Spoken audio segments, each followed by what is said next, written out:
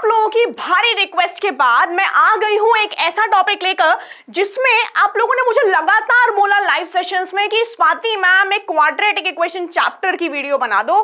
बाकी सारे चैप्टर्स थोड़े आसान लग रहे हैं लेकिन इसके क्वेश्चन नहीं बन रहे हैं। इसी वजह से आज मैं लेकर आई हूं आप लोगों के लिए क्वाड्रेटिक इक्वेशन का चैप्टर जिसमें हम लोग सारे के सारे कॉन्सेप्ट्स A to Z तक कवर कर लेंगे और आप लोग ये श्योरिटी मान के चलो कि ये वीडियो देखने के बाद इस पूरे चैप्टर का कोई कॉन्सेप्ट नहीं बचेगा जो आप लोगों ने कवर ना किया हो। मोरओवर मेरी आप लोगों से एक रिक्वेस्ट ये रहेगी कि आप लोग कॉपी पेन थोड़ा लेकर बैठो इस सेशन के लिए, क्योंकि जो क्वेश्चन मैं कराती जाऊंगी आप लोगों को साथ साथ वो प्रैक्टिस तो करना ही है। उसके बाद जैसे मैं हमेशा बोलती हूं कि आप लोगों के लिए क्रिएट करा है हम लोगों ने एक टैप एंड टेस्ट जिसमें आपको मिल जाएंगे 20 क्वेश्चंस। वो 20 क्वेश्चंस भी अगर आप लोगों ने क्रैक कर लिए तो आपका क्वाड्रेटिक इक्वेशन पूरा का पूरा कवर हो चुका। ठीक है, so I think you guys are very much ready for this over power session of your favourite teacher Swati ma'am, जिसमें हम लोग कवर करते हैं क्वाड्रेटिक इक्वेशन का कॉन्सेप्ट। चलो सबसे पहले जैसे मैं हमेशा बताती हूँ सिलेबस ऑफ द चैप्टर, तो इसमें कौन कौन से कॉन्सेप्ट हैं जो आपको ध्यान में रखने हैं। बेसिक क्वेश्चंस आते हैं standard form of the quadratic equation पर, ax² + bx + c = 0 पर कि ये क्वाड्रेटिक है या नहीं। बहुत ही बेसिक MCQ बेस्ड क्वेश्चन। फिर आता है आपका एक कॉन्सेप्ट जिसमें आते हैं आपके क्वाड्रेटिक फॉर्मूला के question and nature of roots के क्वेश्चन। 3 नंबर का क्वेश्चन भी आ सकता है, 1 नंबर का क्वेश्चन भी आ सकता है, दोनों टाइप के आ सकते हैं। और फिर तो हमारा बच गया है आपके वर्ड प्रॉब्लम्स, यानी कि ये चैप्टर छोटे से छोटा क्वेश्चन भी कवर कर रहा है और बड़े से बड़ा क्वेश्चन भी कवर कर रहा है। ठीक है, तो फटाफट से वेटेज की तरफ चलते हैं हम लोग। ये आ गया है आपका trend analysis of quadratic equation. इसमें आपको क्या ध्यान देना है कि यहाँ पर अगर आप तीनों ईयर्स में नोटिस करो 2023 में एक 5 नंबर का क्वेश्चन आया था बस। फिर आता है 2024 जिसमें 1 नंबर का एक क्वेश्चन, 4 नंबर का एक, यानी कि 5 नंबर का ही पूरा का पूरा आप लोग मान सकते हो चैप्टर कवर हुआ है। फिर आता है आपका 2025 यानी कि प्रीवियस ईयर जिसमें से 2 क्वेश्चन आए हैं 1 मार्क के और एक आया है 4 नंबर का। अब देखो बच्चों इसमें फोकस ये करना कि क्वाड्रेटिक इक्वेशन एक ऐसा चैप्टर होता है जैसे मैंने अभी बोला कि इसमें से छोटा सा छोटा क्वेश्चन भी बनता है और बड़ा सा बड़ा भी बनता है। केस स्टडी भी आ सकता है, 3 नंबर का भी आ सकता है, 1 मार्क्स का भी आ सकता है। इसीलिए ये चैप्टर बहुत ही ज्यादा इंपॉर्टेंट है।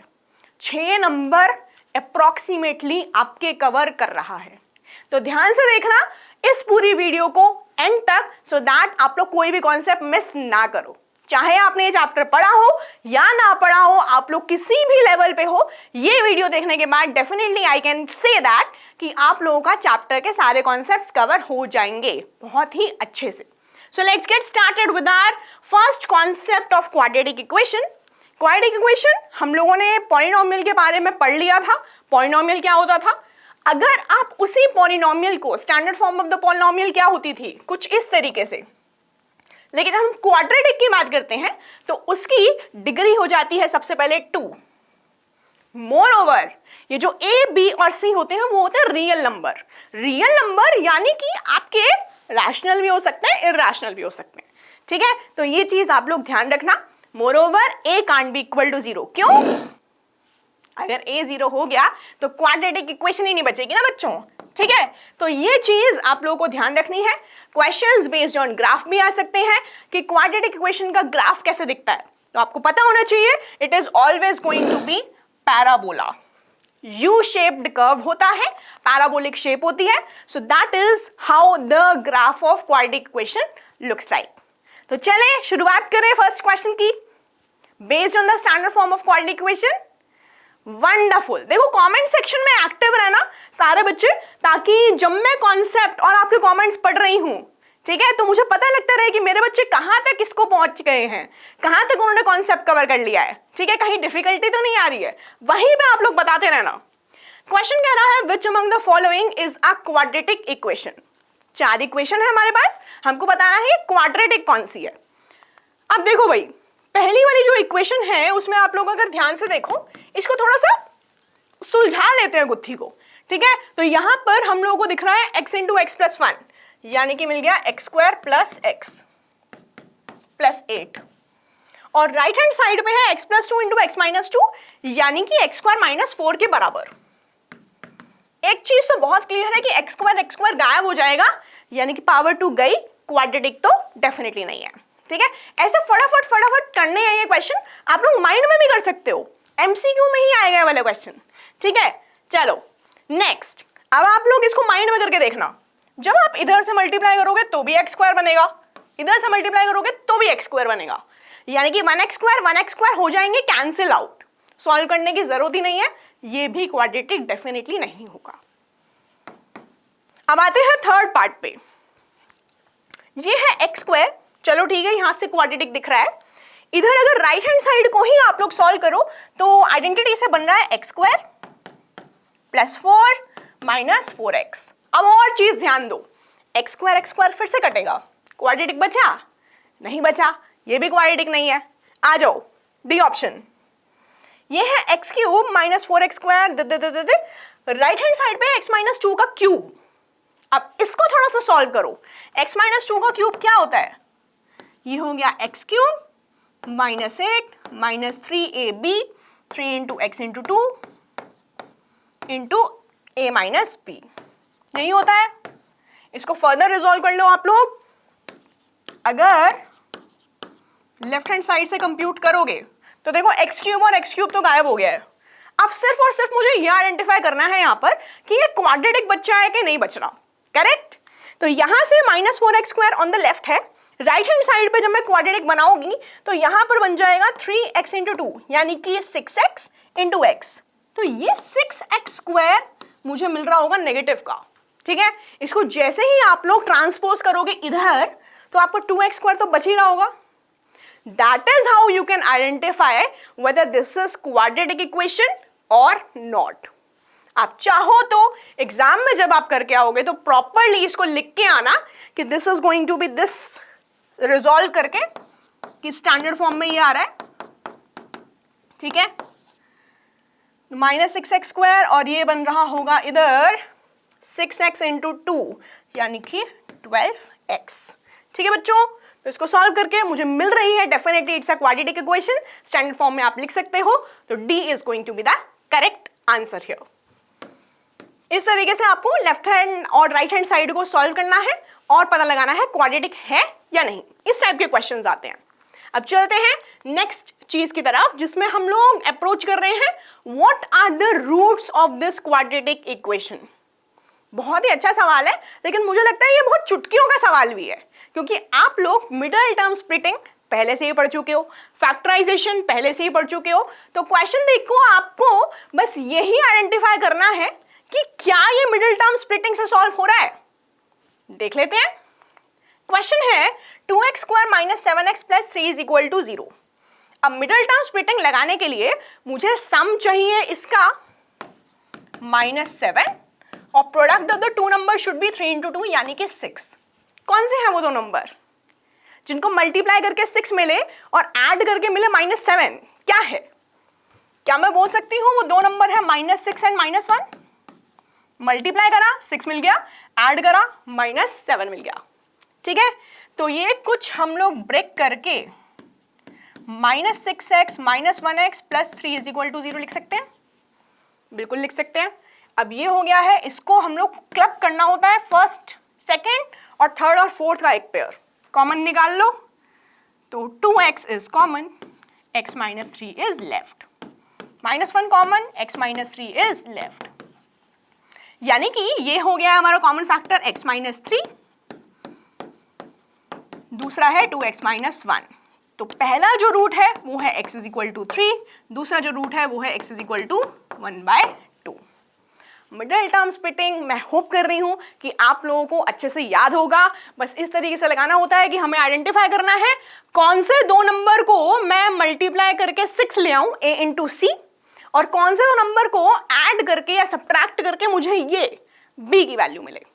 बस उस तरीके से मिडिल टर्म को स्प्लिट कर लो और फिर फैक्टराइज कर दो। ठीक है, so here the answer is going to be 3 and 1/2। C is the correct one. अब चलते हैं, ये तो थे हमारे बहुत ही बेसिक से कॉन्सेप्ट जिसमें आप लोग ये मान सकते हो कि एमसीक्यू ही क्वेश्चन पूछे जाएंगे। ठीक है, ये इतने आसान क्वेश्चन है। अब जो कॉन्सेप्ट आएगा वो होगा क्वाड्रेटिक फॉर्मूला, क्योंकि ये वाले कॉन्सेप्ट है आप लोग पॉलिनोमियल्स में भी पढ़ चुके हो, 8th ग्रेड में भी पढ़ चुके हो। अब जो कॉन्सेप्ट है वो क्वाड्रेटिक फॉर्मूला का कॉन्सेप्ट है ना बच्चों, मानते हो ना? थोड़ा सा डिफरेंट जो आ रहा है 10th में, दैट इज दिस फॉर्मूला। क्या है ये फॉर्मूला, समझ लेते हैं फटाफट से।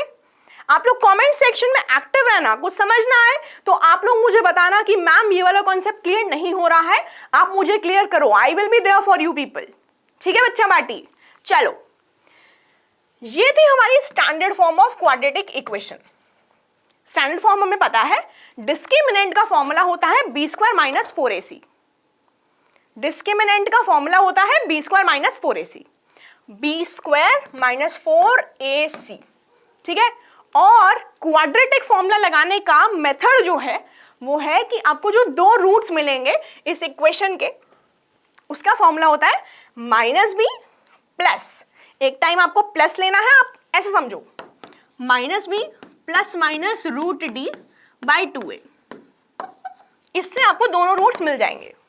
आपने डिस्क्रिमिनेंट निकाल लिया, d निकाल लिया, तो आपको लेना है डिस्क्रिमिनेंट का root -b ± 2a divided by, okay.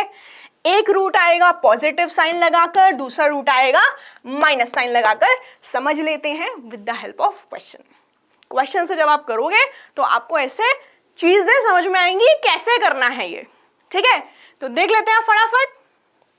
अब देखो, what are the roots of this quadratic equation. अगर आप ध्यान से इस क्वाड्रेटिक इक्वेशन को देख सकते हो, देखो ध्यान से देखो, ध्यान से देखने पे आपको ये पता लग रहा होगा कि अरे मैम इसमें तो मिडिल टर्म स्प्लिटिंग लगाई ही नहीं जा सकती।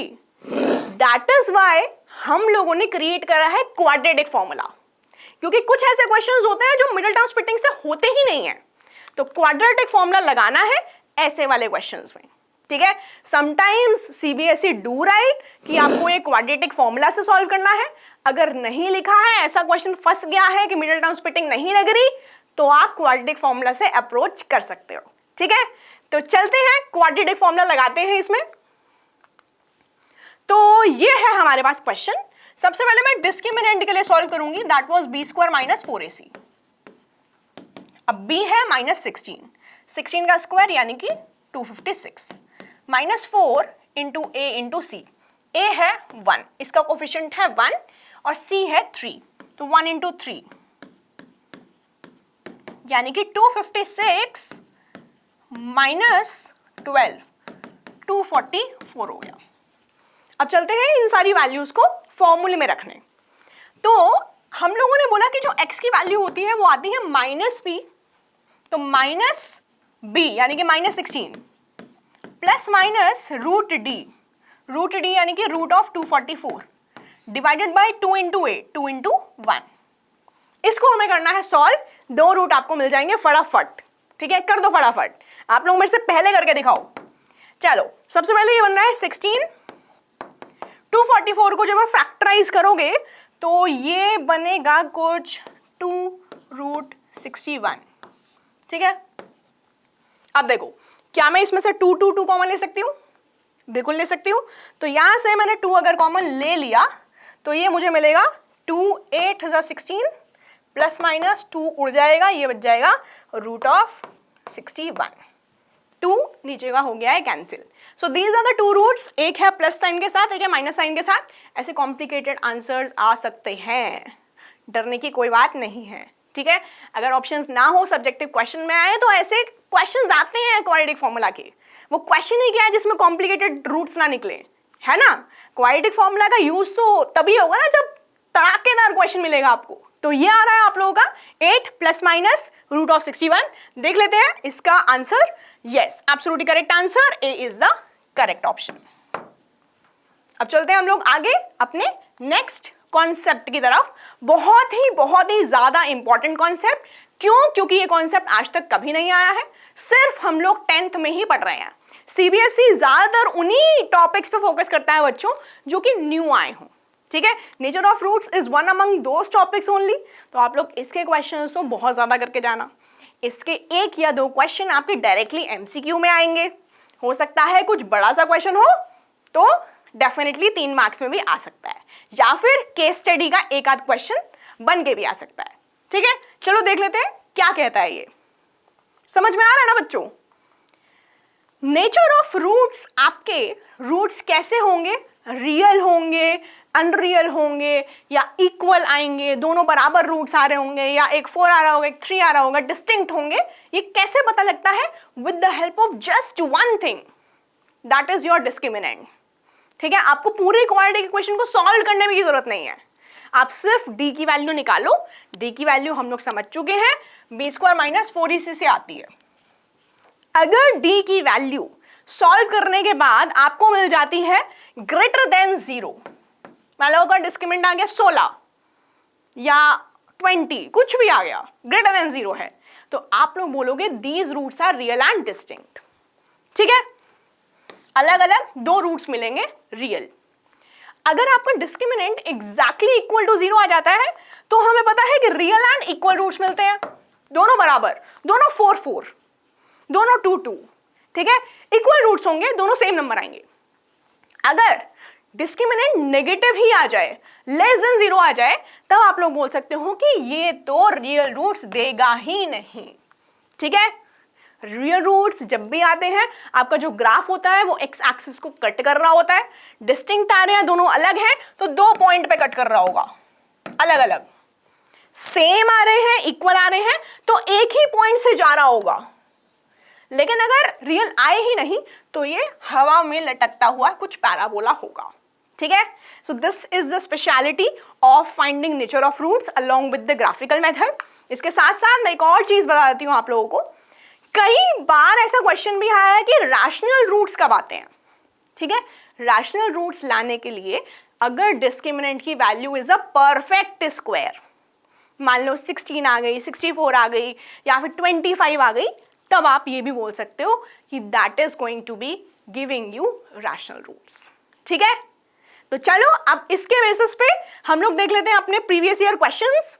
सबसे पहला क्वेश्चन है, पिछले ही साल पूछा था कि which among the following quadratic equation has real and equal roots? Equal roots क्या थी कंडीशन? बता दो फटाफट से चार्ट सेक्शन में। बिल्कुल सही, बिल्कुल सही, एब्सोल्युटली करेक्ट। तो इक्वल रूट्स आने के लिए हमारे डिस्क्रिमिनेंट की वैल्यू आनी 0 होनी चाहिए। करेक्ट, अब इसको सॉल्व करना है हमको। तो ये आ गया है x + 1 whole square is equal to 2x + 1, यानी कि ये है, आपको 4 ऑप्शंस हैं, हमें डिस्क्रिमिनेंट इक्वल टू 0 पता करना है। पहले तो रिजॉल्व कर लें इनको। ठीक है, तो a को जब आप रिजॉल्व करोगे ये बनेगा x² + 1 + 2x is equal to 2x + 1। ये और ये कैंसिल, ये और ये भी कैंसिल, मतलब इक्वेशन क्या है? x² is equal to 0। अगर स्टैंडर्ड फॉर्म में देखते तो ये होते x² + 0x + 0, है ना? करेक्ट। अब इसका डिस्क्रिमिनेंट कैलकुलेट कर लो। डिस्क्रिमिनेंट कैसे कैलकुलेट होता है? b² - 4ac, फटाफट से निकाल दो। b² 0 का स्क्वायर -4, a है 1, ये है 0, यानी कि कैलकुलेट करने पे 0 ही आ रहा होगा। फर्स्ट कैलकुलेट करने पे ही ए ऑप्शन में ही डिस्क्रिमिनेंट 0 आ रहा है, मतलब इसी से ही हमें मिल जाएंगे रियल एंड इक्वल रूट्स। ठीक है, अगर आपने परफेक्ट कैलकुलेशन करी है तब आपका अगर क्वेश्चन एमसीक्यू बेस्ड है, आपको फटाफट से आंसर मिल चुका होगा अपना। अगर ये क्वेश्चन कुछ और तरीके से आता है, आप लोग वेरिफिकेशन करना चाहते हो, तो आप लोग सारे के ऑप्शंस चेक करके देख सकते हो। ये डिस्क्रिमिनेंट सॉल्व करना बहुत ही आसान है, that is why you can do orally as well. लेकिन ऐसे क्वेश्चंस बहुत सारे प्रैक्टिस करना बच्चों, क्योंकि हर साल पूछता है। Real and equal roots, real and rational roots, कुछ भी पूछ सकता है। तो ऐसे क्वेश्चंस और प्रैक्टिस करने के लिए there is a special feature of extra marks, that is power question feature. आपको सेम टाइप का क्वेश्चन मिल जाएगा, डिफरेंट सेट ऑफ वैल्यूज। तो definitely use that power question feature of extra marks and practice a lot of questions. ठीक है, ऐसे questions important है, उस फीचर का जरूर यूज करना। चलो, so a was the correct answer. अब चलते हैं हम लोग नेक्स्ट क्वेश्चन की तरफ। The positive value of k for which this quadratic equation will have equal roots. अब ये चीज आप लोग ध्यान से देखना कि इसने क्या बोला है क्वेश्चन में कि ऐसी k की वैल्यू पता करो जिससे इक्वल रूट्स मिले। इक्वल रूट्स की क्या कंडीशन थी? क्या कंडीशन थी? Discriminant should be equal to 0। तो आप लोग निकाल सकते हो इसका डिस्क्रिमिनेंट? अगर निकाल सकते हो तो फिर फटाफट से निकाल दो, मेरे से पहले निकाल के दिखाओ आप लोग। बी स्क्वायर यानी कि के स्क्वायर, 4 इंटू ए इंटू सी यानी कि 1 इंटू 16, तो ये बन रहा है के square minus 64। Discriminant should be equal to 0 for equal roots को कर देते हैं इक्वल टू 0 से इक्वेट। तो के स्क्वायर की वैल्यू है 64, के की वैल्यू हो गई प्लस माइनस 8। क्वेश्चन ने क्या पूछा था? पॉजिटिव वैल्यू, तो पॉजिटिव वैल्यू क्या होगी? प्लस 8।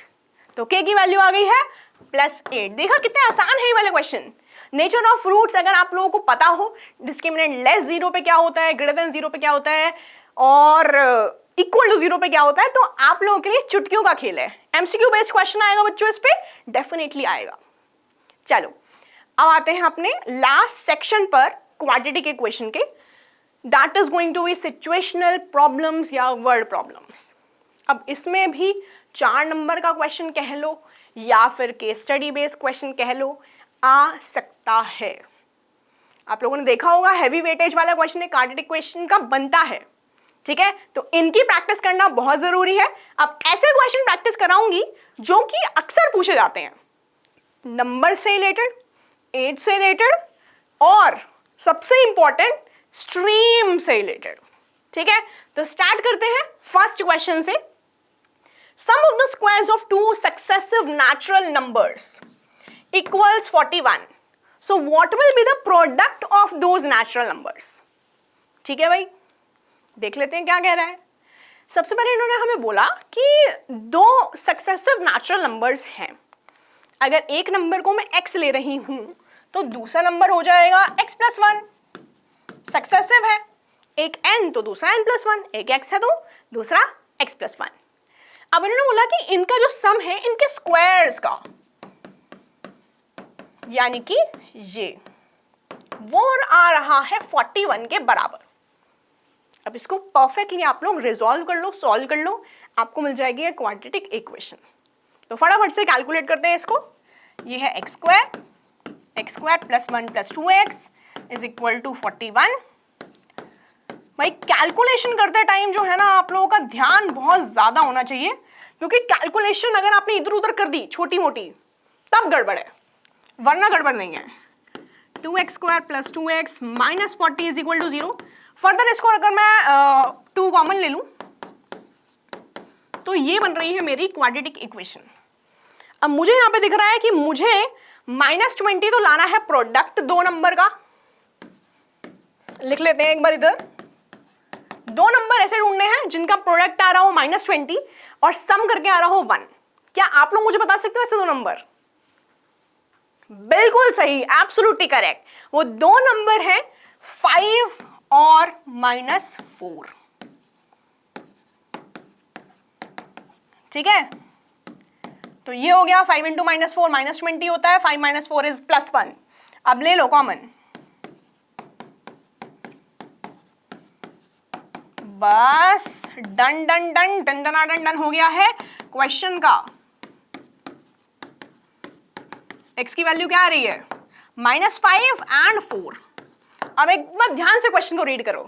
क्वेश्चन ने बोला था सक्सेसिव नेचुरल नंबर्स होने चाहिए, तो मतलब -5 का पत्ता तो यहीं से ही कट हो गया, ये हो गया 4 नंबर। तो पहला नंबर अगर 4 है, दूसरा नंबर हो जाएगा 5। और क्वेश्चन ने क्या पूछा है? नंबर थोड़ी पूछे हैं। ये चीज ध्यान रखना, जो मिस्टेक आप लोग करते हो यही है, आप लोग नंबर्स तक क्वेश्चन को छोड़ाते हो, ये नहीं करना है। इन्होंने पूछा है what will be the product of the numbers, तो 4 और 5 का प्रोडक्ट जो है वो आ गया है 20। सो सी इज द करेक्ट आंसर। अब जो मैं नेक्स्ट क्वेश्चन कराऊंगी उसके लिए आपको बहुत ही ध्यान से सुनना है, क्योंकि ये जो कॉन्सेप्ट है ये ऐसा कॉन्सेप्ट यूजुअली बच्चे बोलते हैं कि मैम इसमें सबसे ज्यादा डिफिकल्टी आती है। That is a concept of streams. Upstream क्या है, डाउनस्ट्रीम क्या है, ये सब ध्यान से समझना। Motor boat whose speed is 18 kilometre per our. Motor boat की स्पीड दी हुई है वो है 18 kilometre per our. In still water it takes 1 hour more to go 24 kilometer upstream then downstream to the same spot. Find the speed of the stream. Speed of the stream पता करनी है, मान लेते हैं ये है x किलोमीटर पर आवर, ये चीज हमें पता करनी है। अब आप लोग सबसे पहले अपस्ट्रीम और डाउनस्ट्रीम का कॉन्सेप्ट समझना। अपस्ट्रीम का मतलब है कि अगर मान लो आपके पानी का बहाव इधर है और आप बोट उधर से ला रहे हो, तो आप जरा सोचो कि आपकी बोट की स्पीड कम होगी या बढ़ेगी। पानी का बहाव उल्टा है, उल्टी दिशा में है, आप इधर से जा रहे हो, स्ट्रीम इधर से आ रही है, धक्का मार रही है, तो स्पीड कम होगी। करेक्ट। अब आप दूसरा केस सुनो, दैट इज डाउनस्ट्रीम केस। जिस डायरेक्शन में पानी फ्लो कर रहा है उसी डायरेक्शन में आप बोट को लेके जा रहे हो, तो डेफिनेट सी बात है पानी आपका साथ देगा। यस और नो? मतलब आपकी बोट की स्पीड बढ़ेगी। जब बढ़ती है तो ऐड होती है स्पीड्स, यानी कि डाउनस्ट्रीम के केस में बोट की और स्ट्रीम की जो स्पीड है वो होंगी ऐड, और अपस्ट्रीम के केस में दोनों होंगी सबट्रैक्ट। ठीक है, तो फटाफट से सबसे पहले स्पीड कैलकुलेट करते हैं। इन्होंने बोला हमें कि speed of the boat is 18 and speed of the stream we have taken x। तो आप लोग मुझे बताओ कि डाउनस्ट्रीम के केस में क्या होगा? Total speed in the case of downstream जो हो जाएगी मेरे पास हो जाएगी प्लस, यानी कि 18 प्लस x, और अपस्ट्रीम के केस में जो स्पीड होगी वो होगी सबट्रैक्ट, यानी कि 18 माइनस x। करेक्ट है बच्चों? बिल्कुल करेक्ट है। अब एक और चीज पे ध्यान दो कि इन्होंने इन एक्चुअल क्वेश्चन और क्या बोला है, और क्या इंफॉर्मेशन है। इन्होंने बोला motor boat who speed is this takes 1 hour more, यानी कि टाइम के रिस्पेक्ट में बात हो रही है, to go 24 kilometre upstream then downstream, यानी कि जब वो अपस्ट्रीम जाती है तो उसको डाउनस्ट्रीम से 1 घंटा ज्यादा लगता है। समझना है इस बात को कि जब अपस्ट्रीम जा रही है तो उससे 1 घंटा ज्यादा।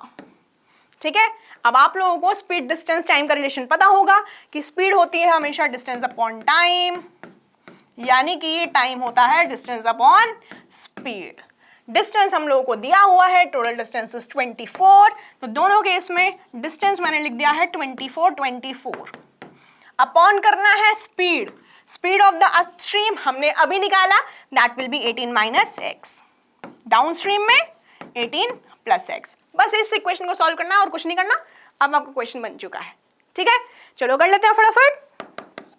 इसको अगर इधर शिफ्ट कर लेंगे हम लोग को मिल जाएगा 24 18 minus x minus 24 18 plus x. Denominator बहुत ही ज्यादा सुलझा हुआ है, 18 minus x into 18 plus x, ये मिल गया है मुझे 18 स्क्वायर माइनस एक्स स्क्वायर, जिसको मैं लिख रही हूँ 324 minus x square directly. Numerator में क्या मिला हम लोगों को? न्यूमरेटर में मिल जाएगा 24 into 18 plus x minus 24 18 minus x. ठीक है बच्चों, इक्वल टू 1। अब इसको फर्दर सॉल्व करना है, तो चलो कर लिया जाए। बट इसको अगर आप लोग ध्यान से देखोगे तो और क्या कर सकते हैं इस क्वेश्चन में, हम लोग ये कर सकते हैं कि ये आएगा 24 इंटू 18, थोड़ा सा आसान बनाने की कोशिश करते हैं कैलकुलेशन को। ठीक है, ये आएगा 24 इंटू 18 और यहां से आएगा 24 इंटू 18, लेकिन सब्ट्रैक्शन में, यानी कि ये दोनों जो भी हैं आ रहे हैं मल्टीप्लाई करके वो हो जाएंगे कैंसिल आउट। बचेगा यहाँ पे 24 इंटू एक्स, ठीक है, यहां पे बचेगा प्लस 24 इंटू एक्स, यानी कि ये न्यूमरेटर बन रहा है 48x। डिनोमिनेटर सॉर्टेड था, बिल्कुल सॉर्टेड था। अब इसको सॉल्व कर लेते हैं। भाई देखो फटाफट से सॉल्व कर दो आप लोग, स्वाति मैम से ज्यादा मेहनत मत कराओ। ठीक है, चलो एक्स स्क्वायर आ गया इधर, प्लस 48x आ गया इधर, minus 324 equal to 0। This is the standard quadratic equation that you are getting. अब मिडल टर्म स्प्लिटिंग लगाना चाहो वो लगा लो, और अगर क्वाड्रेटिक फॉर्मूला लगाना चाहो वो लगा लो। आपको निकालनी है स्पीड ऑफ द स्ट्रीम यानी कि x की वैल्यू, बस वही कैलकुलेट करनी है। देखो मेरे को लगता है कि थोड़ी सी आसानी तब रहेगी अगर मैं इसमें लगा दूं मिडल टर्म स्प्लिटिंग। तो कौन से हैं वो दो नंबर जिनको ऐड करके या सबट्रैक्ट करके मिलेगा 48 और मल्टीप्लाई करके मिलेगा आपको 324। सोच पा रहे हो आप लोग? मैंने सोच लिया है। देखो, जिनको भी मिडिल टर्म स्प्लिटिंग लगाने में थोड़ी सी भी तकलीफ आती हो वो प्राइम फैक्टराइजेशन करके करें, ठीक है? उससे पेयर्स बनाओ एंड देन फाइंड इट। चलो, ये बन गया x प्लस 54, ये आ गया 6 x प्लस 54, यानी कि x plus 54 and x minus 6, ये दो फैक्टर्स आ रहे हैं। अब यहां से x की वैल्यू मिल रही है माइनस 54, यहां से x की वैल्यू मिल रही है 6। आप लोग जरा सोचो, किसी चीज की स्पीड, अगर हम लोग स्ट्रीम की बात कर रहे हैं तो एज पर द ऑप्शंस हम लोग अगर ध्यान से देखें तो क्या मिल रहा है हम लोगों को? 6 kilometre per hour. So this is the value of x that we are getting here. x की वैल्यू आ रही है 6 किलोमीटर पर आवर, ठीक है? आई होप ये क्वेश्चन करने के बाद मेरे साथ आप लोगों को ये पता चल गया होगा कि अपस्ट्रीम डाउनस्ट्रीम के क्वेश्चन कैसे करने हैं, इनकी इक्वेशंस कैसे बनानी है, स्पीड डिस्टेंस टाइम का रिलेशन बस पता होना चाहिए, बाकी कुछ नहीं है। अपस्ट्रीम में स्पीड को कैंसिल कर दो, डाउनस्ट्रीम में स्पीड को ऐड कर दो, इक्वेशन बना दो, कुछ ना कुछ गिवन होगा, बस यही करना है, ठीक है? अब एक और क्वेश्चन देखेंगे हम लोग, वन मोर क्वेश्चन। क्वेश्चन कह रहा है Sarah's age is 3 more than twice her cousin's age and the difference between the square of Sarah's age and the square of her cousin's age is 72. So what is the age of Sarah? ये हम लोगों को question ने पूछा है। सबसे पहले इसकी इक्वेशन बना लेते हैं, ठीक है? इक्वेशन ये बनेगी इसकी कि इन्होंने बोला Sarah's age is 3 more than twice her cousin's age, मतलब जो इसकी एज है वो उसके कजन से थोड़ी, अभी रिलेशन निकालते हैं बट पहले मान लेते हैं कि कजन की जो एज है वो है x। तो जो सारा की एज होगी वो होगी 3 मोर देन ट्वाइस हर कजन एज, यानी कि ये आ गई है सारा की एज, ठीक है? सारा की एज। अब इन्होंने हमें रिलेशन क्या दिया? Difference between the squares of Sara's age and cousin's age, यानी कि अगर मैं इनकी एज का स्क्वायर कर दूं और फिर ले लूं इनका डिफरेंस तो ये आएगा 72 के बराबर, ठीक है? इक्वेशन मिल गई है। इक्वेशन को सॉल्व करना किसका काम है? हाँ, मुझे पता है आप लोग मेरा ही नाम लोगे, बट आप लोगों को भी करना है, ठीक है? इसको रिजॉल्व कर लो बच्चों। ये बन गया है मेरे पास 4x square plus 9 plus 12x minus x square is equal to 72। Resolve कर लो, मिल रहा है 3x स्क्वायर प्लस 12x और ये आ गया है 9 माइनस 72 यानी कि 63, ठीक है? इसका 3 भी कॉमन ले लेते हैं तो इक्वेशन थोड़ी और ज्यादा आसान दिखने लगेगी। ये बन गया है x square plus 4x minus 21 is equal to 0। अब मुझे लगता है काफी सारे बच्चे बहुत ही इजीली इसको कर लेंगे, ठीक है? तो इसको बहुत ही इजीली आप लोग फटाफट से कर भी लो। क्या आ रही है x की वैल्यू? तो ये मुझे मिल रहा है, इसके दो फैक्टर्स आ जाएंगे 7x minus 3x minus 21 is equal to 0। तो x common x plus 7 minus 3 common x plus 7, तो x plus 7 is the first factor, x minus 3 is the second factor, और एक आ रही है x की वैल्यू -7, दूसरी आ रही है x की वैल्यू 3।